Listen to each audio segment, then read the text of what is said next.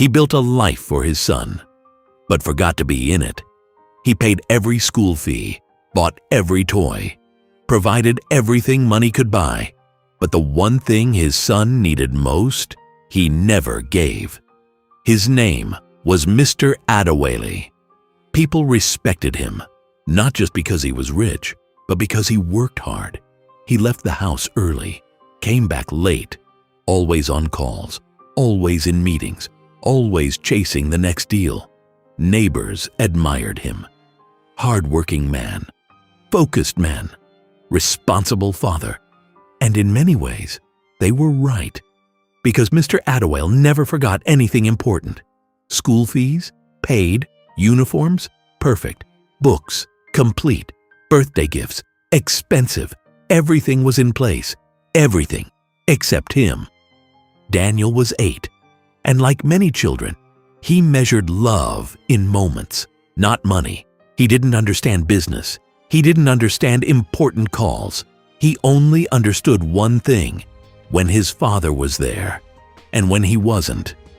Every evening, Daniel would sit near the window, waiting. When he heard a car outside, his heart would jump. Sometimes it was his father.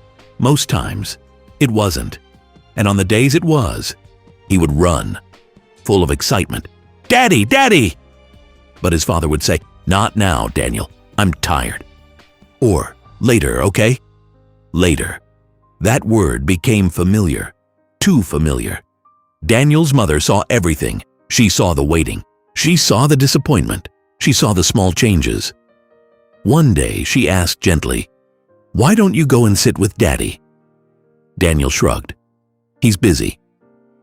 That answer stayed with her, because it sounded like something an adult would say, not a child. She tried to speak to her husband more than once. "Adewale, you are his father. He needs you." But he didn't look up. "I'm doing all this for him." She sighed, because she knew something he didn't. Children don't remember how much you spent.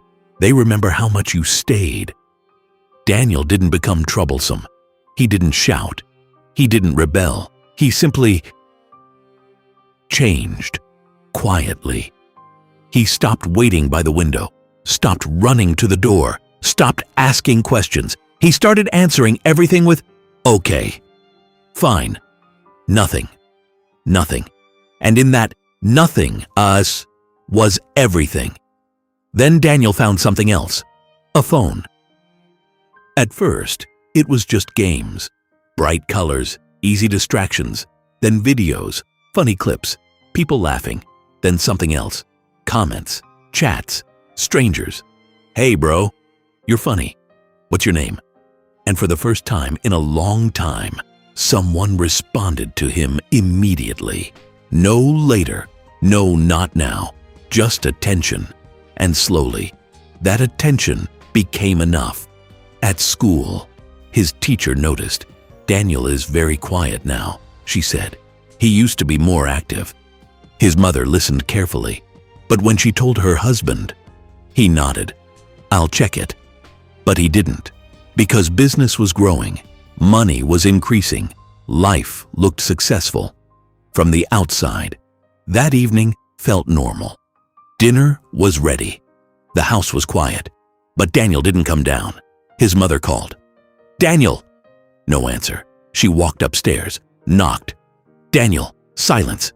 She opened the door and froze. Daniel sat on the floor, back against the bed, still, too still. A paper lay beside him. Her hands trembled as she picked it up. "Daddy, when you have time, can we talk?" The room became heavy, because in that moment, she understood something painful. Her son had stopped asking. Now, he was writing. Daniel didn't run away. He didn't rebel. He didn't shout. He simply stopped reaching. The boy who once waited learned how not to, because waiting hurts, and children learn quickly how to protect their hearts. She called her husband, not softly this time. "Come, now." He came, still distracted, still holding his phone. until he saw Daniel, and something inside him shifted.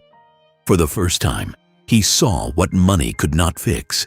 He pulled out his phone, looked at it, then turned it off, and slowly sat on the floor. "I'm here," he said. Daniel looked at him, then at his mother, then asked quietly, "Are you both staying?" That question broke everything because it revealed the truth. He was no longer sure, and trust, once broken, does not return quickly. The moral of the story: children don't need perfect parents. They need the present ones.